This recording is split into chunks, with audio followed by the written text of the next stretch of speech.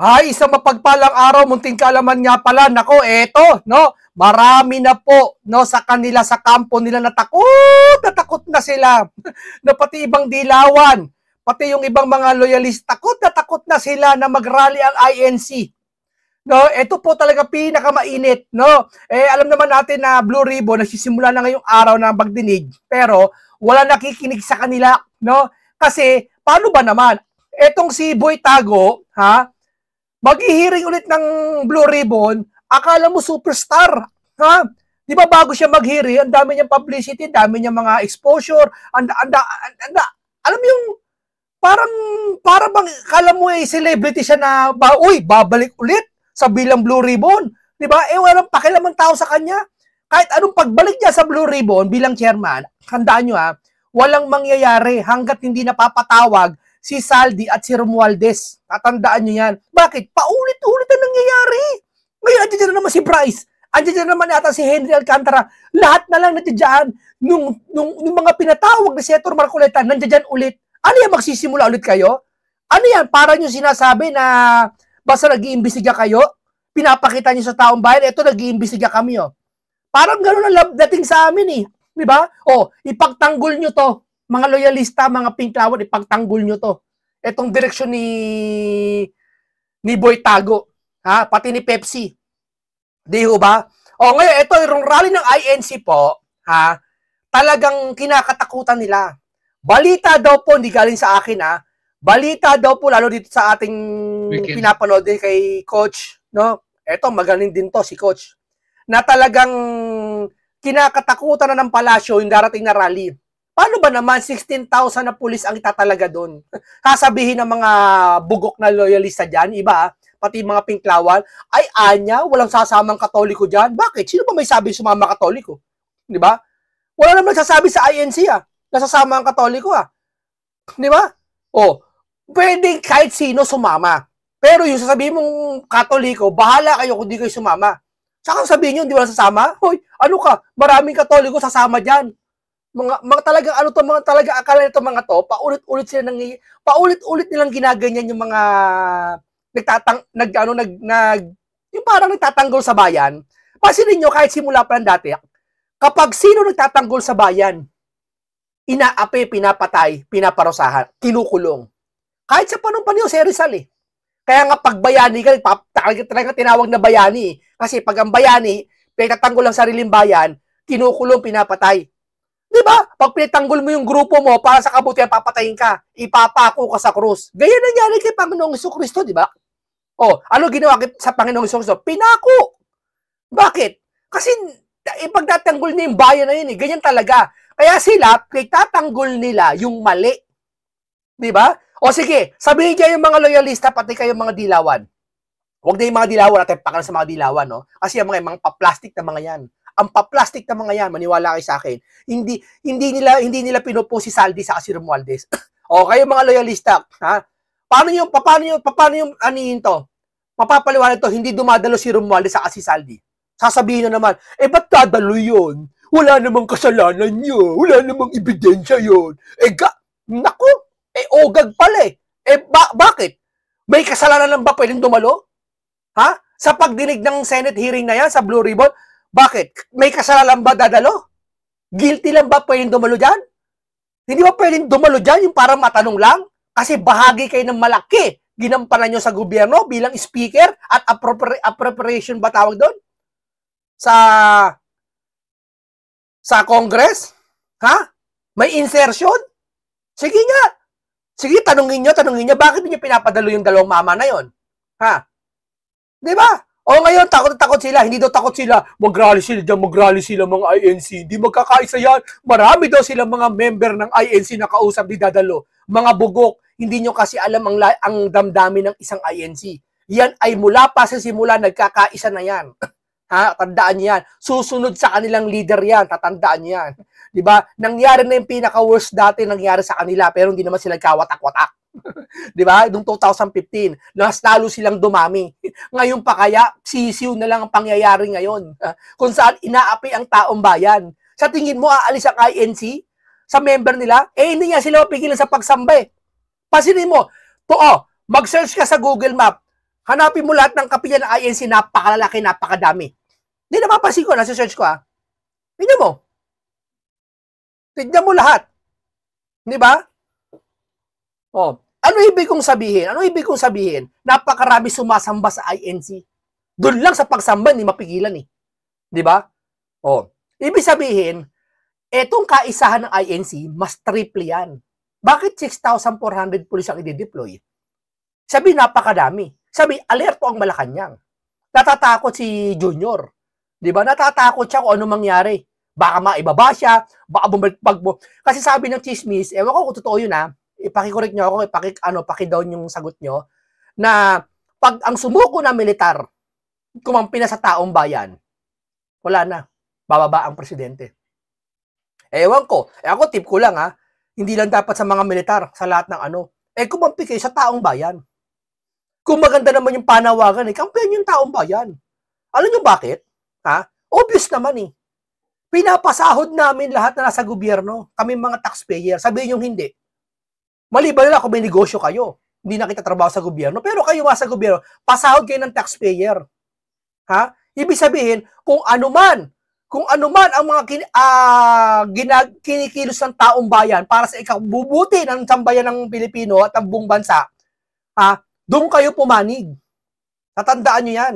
Lalo na kung inaapi na ang bayan. O, tanong ko sa mga professional. Hindi naman na, lahat na. Hindi naman masama itong tanong ko Lahat ba tayo naapektuhan o hindi? Ikaw, kahit mayaman ka, nandiyan ka sa bahay mo. Hindi ka naapektuhan siguro.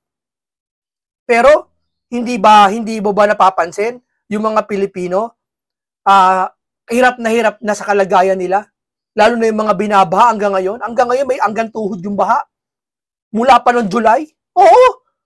Di ba? May mga lugar sa Pilipinas, dahil sa korupsyon, hanggang ngayon, ilubog pa rin sila sa baha. Hindi nila masolusyonan kung paano sila aahon. Yun ba, hindi ka apektado bilang isang mamayamang ka? Ay, ewan ko na lang sa'yo kung hindi ka apektado nun. Kasi ibang kasi apektado. Lalo sa ekonomiya, dama nila. Di ba? So, ano ibig kong sabihin, mga kaibigan? Kung ang may isang layunin, o INC man o hindi, may manawagan ng pagkakaisa o para sa bayan, hindi naman sila binayaran lahat Diba? Wala naman nagbayad dyan kung yung pala ang layunin ng isang grupo, isang reliyon man o INC o ano pa mang grupo, kampihan nyo yung taong bayan kung maganda ang panawagan. Kung ang panawagan ng isang grupo, halimbawa, wala na sa issue, labag na sa issue, hindi pwede yun. Pero yung kampihan nyo naman, sabi ko sa inyo, mapasundalo man o lahat ng profesyon, kampihan natin yung sinisigaw ng tama. Yung tama. Halimbawa, transparency for democracy. Tama ba yun? Hindi. For better democracy. Tama, hindi. Tama yun. Di ba? Pag sinong taong hindi kumampi dyan, isa lang ibig sabihin nun, ayaw mo ng kapayapaan. So, sino ba ayaw ng kapayapaan? Wala iba, ang demonyo. Di ba? Sino pa sa panahon natin ayaw ng transparency, galit sa INC, galit sa mga taong lumalaban at nag-iimbestiga? Sino ba? Yung mga pinklawan, saka yung mga loyalista, yung iba sa inyo. Di ba? Kaya isa lang ibig sabihin ito, mga kababayan. Pag galit ka sa rally ng INC, isa lang ibig sabihin nun, ayaw mo ng kapayapaan sa Pilipinas. Ang gusto mo, magkagulo upang kayo ang maghari sa 2028. Tama, mali? Kayo ang maupo.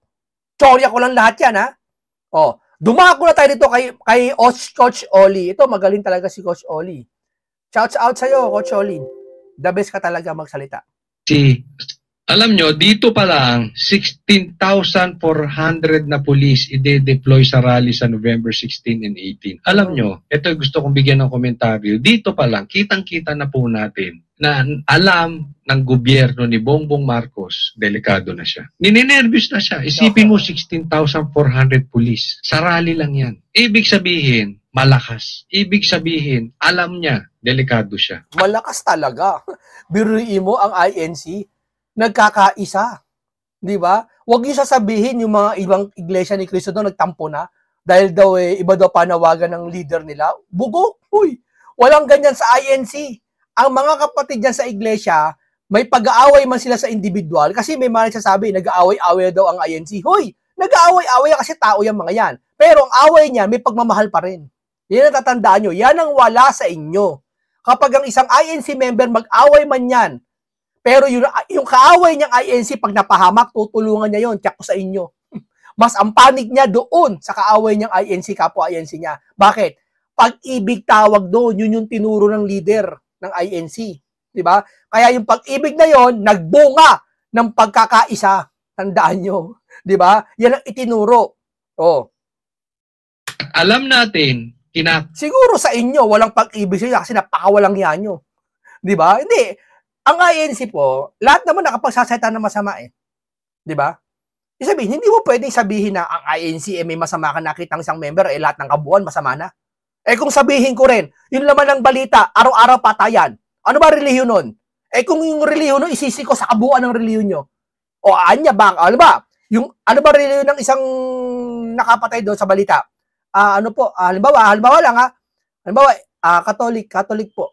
Ibig po sabihin, pag yung Katoliko na yon, nakapas lang yon, ibig sabihin, kasalanan ng buong Katoliko yon. Ganun ba? May binabalita bang ganun? Wala. Pero pag ang INC nagkasala kahit isang member lang, sabihin INC. Ganyan talaga ang INC. Ba't mo bisisisi ang kabuuan? Isisi mo sa individual, hindi sa kabuuan. Ganyan mag-isip yung mga yan. Kabahan na si Bongbong Marcos. Kahit ano pa ang sabihing pambobola ni Claire, walang maniniwala na hindi na kinakabahan si Bongbong Marcos. Correct. And we can see hope, we can see something good will happen on this rally. And hopefully, may mga matataas na tao magsibaligtaran na legally na talagang ipanawagan na ang paglaban sa korupsyon. Yung totoo, hindi yung paglaban sa... Ang INC, totoong panawagan yan. Hindi yung katulad niya, ito, pakinggan nyo. Korupsyon na katulad ni Risa, ni Redon, hindi po ganun. Yung panawagan kasi na Risa, yung mga group from Pinklawan, ang panawagan nila, panagutin ang mga korap. Hindi nila mabanggit kung sino. Kung sino-sino yun. At panagutin yung mga korap, wala silang ginagawang pagpo-post man lang sa social media o magsasalita man na bakit si Saldi hindi pa uwiin. Wala silang ganun. Diba? Ibig sabihin, hindi sila lumalaban para sa korap. Plastic lang yun. Yung totoo, di ba? Kitang-kita natin, may kinakabahan na sila dyan. Delikado sila. Kaya nga may nakapagsabi din sa akin, yung mga guilty, isa-isa na yung magsisialisan bago mag-rally. Baka si Bonoan niya, isa na dun eh. Di ba? Wala pang rally, di ba? Nakarang araw, umalis na si Bonoan. Asan na? Bumalik na ba? Di ba? May aalis pa dyan. Baka bukas, baka ngayon eh. Nasa airport na yung iba eh. Tingin ko lang ha. Kasi baka hindi nila alam kung ano asahan nila sa rally na yan eh. Maraming pwedeng mangyari sa rally na yan. Sabihin ko sa inyo. Pwede nga, bawa, ang panawagang for transparency. Tsorya ko lang to ha, haka ko lang. Pwedeng bumaliktad yung mga opisyales. O yung, pwede sabi niya, nababasa ko sa chismis yung sandatang lakas, pwedeng bumaliktad. Actually, hindi naman salitang baliktad, pangit yung baliktad eh. Salitang natauha o nalaman nila na talaga ang taong bayan, sincere sa pagsigaw ng tama na ang korap. Mula 1970 o 60 pa until now, ang korupsyon ay laganap. Antindi na. Yun ang gustong mawala. Tapusin na ngayong araw na to sa 16. Sana matapos na. Sana magbunga yung hindi lang transparency, magbunga sa 16. Matapos na ang mga kurakot. Kung hanggat maaari si Sara, sige, panagutin. Kung talagang si Sara may kasalanan, idamay na si Sara. Kung talaga may kasalanan ha. Ang hirap sa mga to, ang pinananagot lang si Sara. Pero yung dalawa na wala sa bansa, yung si Saldi, hindi nila kayang tawagan man lang o pakiusapan. O suyuin man lang, nasan ka na? Kayong mga nasa kapangyarihan. Ang gumagawa lang noon na pauwiin si Saldi, alam nyo sino? Alam nyo kung sino? Alam nyo kung sino? Taong bayan lang ang gumagawa noon. Pero ni isa sa inyo, sa mga nakaupo dyan sa gobyerno, wala akong nakita, maliban sa iba. Hindi pala lahat. Wala akong nakita na hindi lahat ng pala. Na nananawagan na umuwi ka na, maliban kay Senator Dante Marcoleta at sa iba pang mga individual na personalidad na sa gobyerno nakaupo sa mataas. May nanawagan na ba niya sa Dilawan na umuwi na si Saldi? Para pagpaliwanagin, wala. Ang gusto nito ni Boy Tago, Zoom with Zoom pa, video. Taktanteting ka. Bilyon ang pinag-uusapan, insertion, di mapaliwanag, gusto mo, sumpa. Linggo. Para kung ano man mangyari, nasa ibang bansa sila. Yung perang ninakaw nila, na isubi na. Yan ang usap-usapan dyan. Dahil nobody knows what will happen dito sa rally na yan. Again, napakaganda po ng mga senyales na nakikita natin. So, talagang maganda po tayo. Talagang maganda yung senyales na yan. Let's go there and let's fight for our... O eto, panoorin po natin itong si BBM nagsalita. Alam mo nagsalita na to si BBM. Ako tingin ko bakit nagsalita po kayo kung kailan mag-rally ng INC? Ano to, coincidence lang? O sige, palagay natin walang rally magaganap, no? Walang rally. Kasi ang haka ng iba, kaya kayo nagsalita kasi mag-rally na ang INC. At sa pag-rally ng INC, alam nyo maraming sasama. Diba? Tama? O baka tumople, kung quadruple, ang dami nyo sa Rally for Peace nung nagawa January 13. Bakit nagsalita na po daw kayo? O sige, palagay natin nagsalita kayo, hindi naman talaga sa INC, no? Pero tanong, bakit ngayon lang kayo nagsalita? Nakaalis na yung mga dapat na imbestigahan, umalis na. Ba't ngayon lang kayo nagsalita? At ang salita niya, hahabulin na namin kayo. Nakinteting ngayon ka lang maghahabol? Yung umpisa pa lang, maghabol na tayo, hindi yung hahabulin na natin sila. Dineto. Kaya 3 taon muna bago ka makatuklas ng flood control na ghost yan. Andyan ng flood control, na-overwhelm lang. Na-overwhelm pala, bakit ghost yun? Sabihin nyo, napakasinungaling ni Marcoleta. Napakasinungaling ni Marcoleta. Kayo, si Junior, di ba si sinungaling? Aminin nyo. Hindi naman, si Junior may kagalingan din niya kasi niya presidente yan. At kahit papaano na matagal sa gobyerno yan. Pero aminin nyo naman yung pagkukulang at pagkakamali niya. Yan ang hirap sa inyo, parang di siya nagkakamali Ano pagkakamali niya? Yung sabihin niya na halos patunugin niya, hindi niya masasabi, no? Pinatutunog lang nila, pinalilitaw lang nila na para tila wala silang kasalanan. Sila nakatuklas, siya pa hero. Siya nakatuklas ng flood control. Tama ba yun? Siya pumirma. Tama ba yun? Sige nga, paliwanag mo. Ikaw may-ari ng bahay, pinagawa mo yung bubong? Ikaw pumirma, ikaw nagpasya, yung nasira yung bubong, sisisi mo yung kontraktor. Tapos sasabihin mo, wala kang kinalaman. Wala kang kinalaman dyan. Ikaw yung pumirma, ikaw yung nag-desisyon dyan sa bahay mo Wala kang kinalaman. Pantiting ka naman. Di ba? Panoorin natin That was allowed. Na ipinagbawal na ngayon natin, which is actually bawal naman talaga, pero hindi masyadong hindi ini-enforce. Pero pinagbawal natin ng matibay na mga may-ari ng construction company ay uupo, ay maging membro ng pick-up board. Dahil maliwanag ng maliwanag, pagka ikaw ay may construction company, tapos ikaw nagbibigay ng accreditation, lisensya sa mga constructor, ay napakaliwanag ng conflict of interest. Kaya hindi na natin papayagan yan ulit. Alin hindi mo papayagan? Yung conflict na halimbawa, ito pagkaunawa ko sa sinasabi niya, kung hindi man ito pero sisingit ko na rin. Ano ba tawag dun sa nasa gobyerno ka tapos may SunWest ka? Hindi ba conflict yun, sir? Pakisagot lang, sir. Kung conflict yun, bakit di-imbestigahan yung SunWest? May nakita ba kayo inimbestigahan yung SunWest? Yung pagmamayari daw ata ni Saldi? May inimbestigahan kayo? Tapos todo pagtanggol ng mga loyalista, bakit ipapatawag si Romualdez? Todo post na po sila sa mga Facebook na wag niyong sisihin si Romualdez at si Saldi dahil mismo na ang Pangulo nagsabi, wala silang nakitang ebidensya. Takang-teting kayo. Sinabi ng Pangulo, naniwala na kayo? Wala daw nakitang ebidensya. Paano may makikitang ebidensya ayaw mag-imbestiga? Tinigil ang Blue Ribbon. Ang ICI nakatago sa pagdinig na karaan. Paano kukuha ng ebidensya? Ayaw yung paniwalaan yung mga nililitaw na testigo. Yung testigo, doon manggagaling, pwede manggaling yung ebidensya. Kaso ayaw, sabi nga ni Amy, sabi nga ni Amy, tinatakot daw. Sige nga, paano makukuha ng ebidensya? Hahanapan yung ebidensya? Ayaw nyo mag-imbestiga? Mag-imbestiga muna. Ipatawag nyo muna si Saldi sa si Romualdez. Saka tayo maglalabasan ng ebidensya. Kung wala, hindi exempted. Diba? Di mo talo.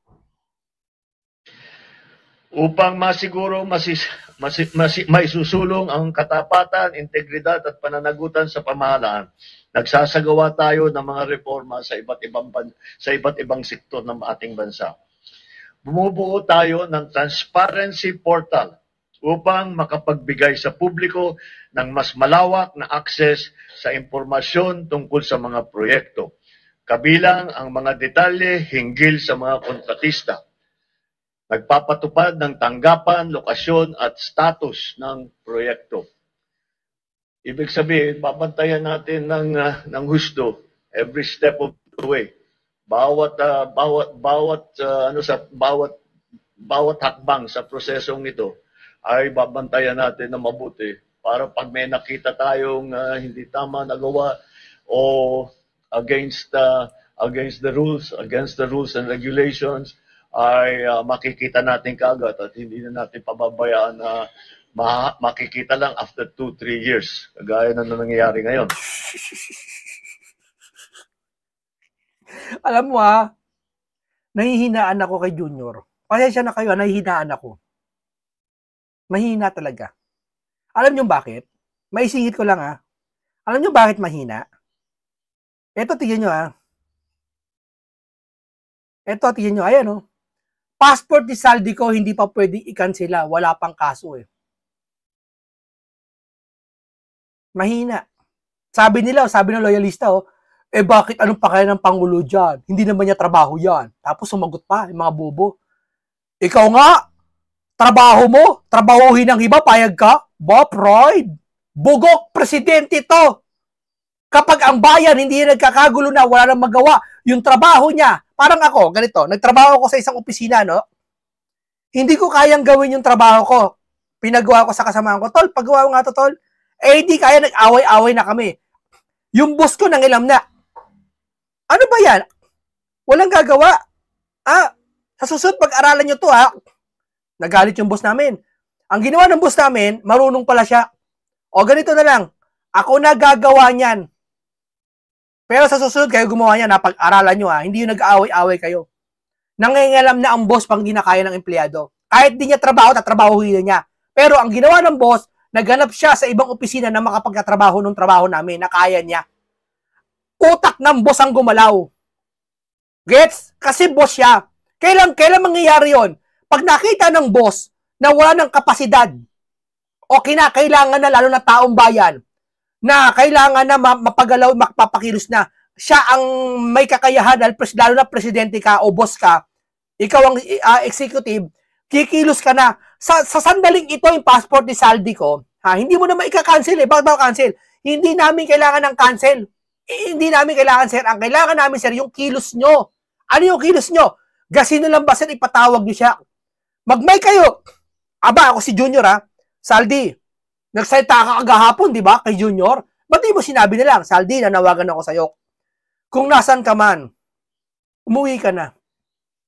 Bibigyan ka namin protection dito. Tapos, para mag-usap-usap, para matapos na to. Bakit di niya ginawa yun? Ginawa dyan sa passport na yan. Wala kaming pakialam sa passport kung i-cancelin o hindi. Huwag nyo na i-cancel yan. Bilang Junior na lang, pakiusapan mo naman si Saldi. Nag-live ka na sa TV. Dapat nag-live ka na rin magsalita. Bakit to? Takot po kayo kay Saldi? Presidente po kayo. Tanong ko lang takot po ba kayo? Pwede mo sabihin, Saldi, ako to si Junior. Nakamay ka, naka-microphone ka, lahat ng broadcast ka, buong Pilipinas, lahat ng channel. Saldi, umuwi ka na. Ako na nagsasabi sa'yo. Bakit di mo nagawa? O ayaw mo talagang gawin? Bakit kaya? Di ba? Hindi mo talaga magagawa kasi mahina. Takot. Tanong ko lang Totoo hindi? Hindi ko ba mga kaibigan, mga kababayan, mga kapatid? Yan ang sinasabi ko sa inyo. Si Saldi, hindi mo nag-cancel yung passport. Imagine, passport na, di mo, wag na nga talaga cancel, wag na nga Manawagan ka na lang na pausapan mo si Saldi. Ay hindi, mamaya marinig nyo katwiran mo. Marinig nyo marinig nyo. Titindi. Grabe. Talagang hindi masipmura itong mga to. Grabe. Di mo lang kung tatanga-tanga, nagbobobobuhan eh. 37 congressman nasa listahan ni Marcos Jr. Puwera si Insan. Tindi, no? Sir, sana naman sa listahan mo, isama mo si Insan mo. Hindi naman para pagbintangan. Padaluhin mo dyan sa hearing na yan. Please lang naman. Pustahan tayo. Pag ito na padalo, si Romualdez at si Saldi, pustahan tayo. May gagawin silang kakaiba dyan. Tatanggalin nila si Marcoleta para magtanong. Kasi alam nila, pag nagtanong si Marcoleta, magigipit ang sasagot. Mapapaamin. Bagay na ayaw nilang mangyari. Saan tayo? Ano mangyayari? Tuloy. Magpapatupad din tayo ng mga systematic na reforma sa tatlong pangunahing larangan upang maipabuti ang transparency, ang security ng ating datos, ang pakikilahok ng mga mamamayan sa pagsusubaybay ng ating mga proyekto. Mga reforma sa design process upang mas mapabuti ang pagpaplano, maiwasan ang mga risk at masiguro na data-driven ang mga batayan at pagdidisenyo. Mga reforma sa bidding at sa procurement upang mapalakas ang kompetisyon, katapatan, integridad at maiwasan ang mga possible risk factor sa buong proseso ng procurement. Mga reforma sa proseso ng pagbabayad upang matiyak naman na ang pondo na nilalabas natin para sa mga proyekto ay talagang tapos na. Dahil marami tayong nakita, completed, bayad na, hindi mo naman mahanap yung project, ghost project. O kung may makita kang man project, hindi kompleto, substandard. Kaya patitibayan natin ang proseso para tiyakin natin na lahat ng kontrata ay ma-implement na mabuti. Mga reforma rin sa proseso ng pagbabayad o para tiyakin natin. Yun ang mga ating mga gagawin. Ang hinaan, parang nahinaan ako nahinaan ako. Yung sentence niya, yung mga niya, yung sa tono ng pananalita, sa buong kwento ng sinasabi niya, nahihinaan ako. Walang malasakit. Walang pinagkaiba doon sa taong nagsorry. Kitang-kita mo, madadama mo kung may sinseridad yung pagsosorry niya. Nakikita ko dito, walang malasakit. Pasensya na kayo Opinion ko to. Nakikita ko sa kanya.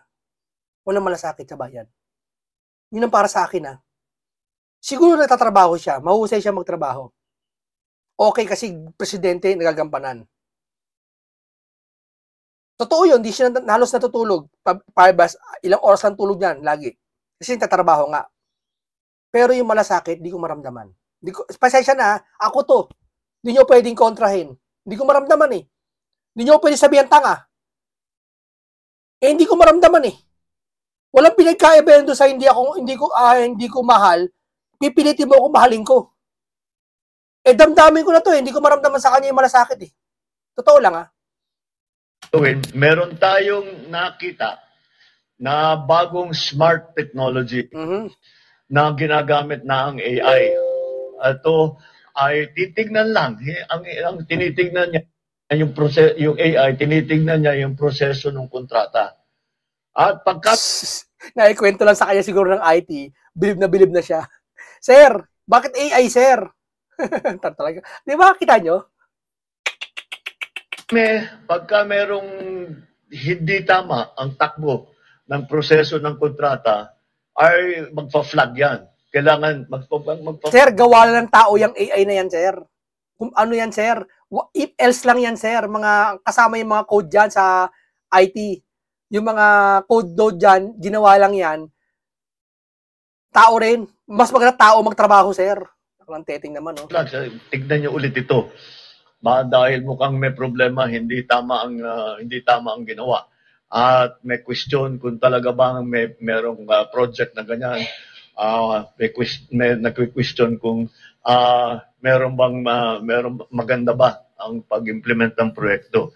Kaya gagamitin natin lahat ng paraan na nasa atin, pati nga hanggang AI, lahat ng smart technology na ating nakikita na lumalabas, ay gagamitin natin lahat yan para inspection. Una, meron tayong smart technology para tignan kung ano ba talaga ang standard, kung maganda ang pagkaayos. Ito, tinitignan yung kung talagang nilalagyan ng rebar, kung talagang kumakapal talaga yung konkreto, yung simento sa tamang specification. Yung isa pa naman, yung isang smart technology na gagamitin natin, yung aking nabanggit, titingin sa proseso ng kontrata para pag may nakitang hindi tama, ay makikita natin kaagad. Maglilista yun, makikita natin, babalikan natin, at imbestigahan natin bakit ganyan ang nangyari. Alam nyo, lahat naman tayo ay nais natin na makamtan ng kaagad ang hustisya. Ngunit kung may aral tayong natutunan sa nakaraan, ito... Alin nakaraan, sir? Alin nakaraan kaya binabanggit niya natutulang sa nakaraan? Huwag naman Duterte ulit, ha? Dahil ikaw na presidente. Gusto ko lang malaman alin nakaraan kaya binabanggit niya. Yung nakaraan na itong korupsyon o yung kay Duterte? Ay ang mas mabuti na maging mabusisi tayo at tumagal ng kaunti kaysa magmadali at magkamali. Alam mo nyo, kinakatakutan namin na yung mga alam natin na talagang kasabwat dito sa kawalanghiyang ito ay makakalusot sa kaso dahil because of a legal technicality. Dahil nagkamali tayo sa pagbuo ng ebidensya, dahil hindi maganda ang ating pagpresenta ng kaso. Paano hindi maganda presenta, sir? Yung Romualdez ay mong pakiusapan pati yung Saldi. Ayaw gawin ng Blue Ribbon. Kasi nga ang dahilan, interparliamentary courtesy, yung bugok ngayon. Ha? Dapat ikaw na mismo kumilos na pakiusapan mo pinsan mo, Insan, Saldi, umuwi ka na, Insan, dalaw kang sinitiring. Para makabahagi sila ng mga investigasyon. Kung sila witness pala, malay mo. Malay mo, si Romualdez pala ang witness talaga, makapagtuturo ng lahat. Kasi siya house speaker eh. Tama, mali. Magiging contractor ba si Diskaya kung walang congressman? Tanong ko lang, sir. Gusto ko tanong sa'yo, ha? Imutan natin pumirma sa isang dokumento, yung mga maliliit na bagay na ganyan, nalalaglag ang kaso dahil dyan. Kayo pumirma, sir, eh. Ng budget, di ba? Hindi nyo dapat binibito nyo o ano man. Mga reporter, alam. Ito, tsorya ko lang lahat to, ha. Tanong lang to, uri ng tanong sa kanya. Yun, nangyayari talaga yan. Kaya tinitiyak namin na pagka kami ay sumampa ng kaso, yung kasong yan ay hanggang sa dulo ay matibay ang kaso at kung sino man ang mga guilty ay sila naman talaga ay mananagot at kung kailangan at kung huhusgahan sila ng korte ay makukulong sila. Wala yung salita niya walang power, walang ano. Hindi ko maramdaman, sir, sensya na sir, hindi ko maramdaman. Sa bawat segundo na ating Kaya tuloy naniniwala ako sa chismis yata na naidaos mo lang yung salita na yan kasi mag-rally ang INC. Masabi lang. Guys, na may kinikilos na. Ang tanong, bakit ngayon lang? Sa investigasyon, tinitiyak natin na ang bawat kasong Pasensya na kayo ha. Ito, opinion ko lang sa kanya to ha. Nararamdaman ko lang sa kanya to ha. Hindi ako nanguhusga. Nararamdaman ko sa kanya to. Ito yung pakiramdam ko, feelings ko. Palaban sa mga abusado ay may sapat na ebidensya at hindi hahantong. Paano nga magkakaroon sapat na ebidensya? Ni patawag na, wala. Ayaw. Hanggang ngayon, di mahirap sa Senate hearing yan. Yung tambalustos, hanggang ngayon, di maharap-harap. Sa pagbabasura ng kaso. Yun ang pinakamasamang resulta. Sino ba yan? Ba't di maharap-harap yan? Yung alam natin na guilty, ngunit nagkamali tayo sa pagbuo ng kaso, nagkamali ang DOJ o nakalimutan, ay mawawala, masisira yung kaso natin, hindi natin mapapasagot yung taong yun o yung kumpanyang yun. Pananagutin natin lahat ng may kasalanan. Ibabalik natin. So tatlo talagang ating ginawa rito. Unang-una, sinampahan na natin ng kaso yung mga may ebidensya tayo na meron silang kinalaman dito sa mga korupsyon na ito. Pangalawa ay tinitiyak natin na ang kanilang ninakaw na pondo ay maibabalik sa pamahalaan upang magamit sa tama. Dinitiyak. May naibalik na ba? Wala pa naman sa history na ibalik. Meron na ba? Na pera? Ang Yung iba nga umalis na eh. Ng bansa eh. hindi nyo nga mapabalik si Saldi. Yung pa kayang kinuha. Hindi ko sinabi ng si Saldi ah. Gusto ko mapabalik si Saldi para tanungin. Eh hindi nga mapabalik si Saldi. Yung pa kayang kinuha. Na pera na ba? mga perang yan. Unahin nyo muna yung nakikita at madaling mapabalik. At naglagay tayo ng mga reforma para itong mga pangyayaring ito ay hindi na mauulit. Kaya yan yung tatlong talagang tinututukan natin na bagay. At ito, yung aking mga nabanggit ngayon, ay yan, ay ang magiging resulta dito sa ating pag-focus, pagbigay ng pansin dito sa tatlo. Unang-una, mapapanagot ang mga kasama rito, mga kasabwat dito sa korupsyon. Pangalawa, maibabawi ng gobyerno ang pera na ninakaw nila. Pangatlo, gumawa tayo ng reforma para lahat na itong klaseng korupsyon na ganito ay hindi na mauulit. Si Duterte napadala kagad sa dahig. Ang bilis. Ito man lang si Saldi, wag nang pabalikin eh. Wag nang cancela yung passport eh. Pakiusapan na lang sa pinakamagaan na paraan. Saldi, umuwi ka na. Ako to, si President, umuwi ka na. Para matapos na ang tanong ng mga Pilipino. Dahil kung talagang hindi guilty o walang kasalanan tayo, harap tayo eh. Papauwiin tayo eh. Hindi naman siya gigipitin. Bakit? Kaalyado siya eh. Hindi naman katulad ni Harry Roque. Di ba? Kaya, yung mga taong yan na kasabwat dyan, eto, mga walang hiyang ito, na nagnanakaw ng pera ng bayan, tapos na ang maliligaya ninyong araw. Yung mga salitaan talaga ng mga politiko, no? Tapos na. Talagang na. Tapos na. Paano tapos na? Ang maliligayang araw? Si Saldi nasa Amerika eh. Hindi naman siya nagnakaw, no? Kasi hindi pa napapatunayan eh. Pero, yung tapos na, asan dyan? Tapos na ang yung maliligayang araw, ang tapos na. Okay. Hahabulin na namin kayo. Hahabulin na namin kayo. Talaga ang isda na uhuli sa bibig, no? Hahabulin na namin kayo. Ulitin ko hahabulin na namin kayo. Ulitin ko hahabulin na namin kayo. Hahabulin na namin kayo. Hahabulin na namin kayo. Ano naisip nyo? Hahabulin na namin kayo.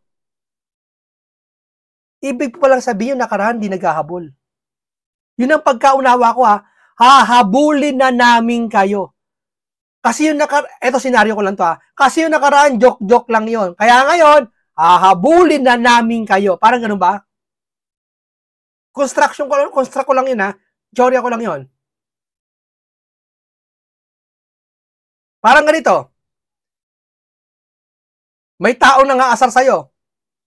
Huwag mo asarin yan. Hayaan mo yan. Bibiro lang yan. Napikong ka na. Hahabulin ko na siya. Parang ngayon ka lang kumilos, ibig sabihin. Nanggaling sa'yo yan. Hahabulin na namin kayo. Gets nyo? Teorya ko yan, sir. Teorya ko yan, sir. That's it. I think I have... Thank you very much. Maraming salamat, Mr. President. Ladies and gentlemen, the President is running a tight schedule today, as you know. So we'll just take... I'll take two questions. We'll take two questions from the floor. Yeah. The first question will be from Alvin Baltasar. Hindi na, okay na yun. Hanggang dito tayo, mga kaibigan natin, mga kapatid, mga kapamilya, mga kapuso, lahat. Hanggang dito lang po muna tayo. Maputol na to. Ito, ang akin lang lahat ng ito sa aking opinion, reaction, na kung talagang hindi naman to usapan ito hindi naman trabaho ng presidente ang mag-cancel ng passport Hindi nga. Pero siya ang may kakayahan para si Saldi mapauwi. Mapakiusapan man lang niya Di ho ba? Okay, itong gagawin rally ng INC, Sabi ni Coach Oli, kinakabahan na. Tila, kinakabahan daw ang Malacanang. Di ba? Kasi hindi biro to magiging rally ng INC. Maniwala siya, malaking impact to. History to. 3 araw, ganyong karami. At marami sasama. Una, INC lang talaga eh. Nakita ng marami. Tamo ganun makapangyarihan ng INC ha. Kasabihin nyo, konti lang INC. Pero makapangyarihan sila kung manawagan. Sasama, iba. Di ba? Kaya ayaw nyo sumama sa INC kasi dalawa lang yan. Galit kayo sa mga INC dahil sa kanilang doktrina. Pangalawa, ayaw nyo sa transparency talaga kasi baka maupo si Sara at pakiramdam nyo si BBM aalis. Kaya ayaw nyo. Galit yung loyalista kasi baka umalis si BBM. Yung galit naman yung mga pinklawang kasi matatakot maupo si Sara. Di ba? Wala na silang kapangyarihan sa 2028 pag naupo si Sara. Yun ang iniisip nila. Hindi pa sa taong bayan ang ginagawa nila para sa sarili nila. Tama, mali? Hanggang dito lang po muna tayo. Ito ay lahat opinion ko, tsorya ko. Paalam sa inyong lahat.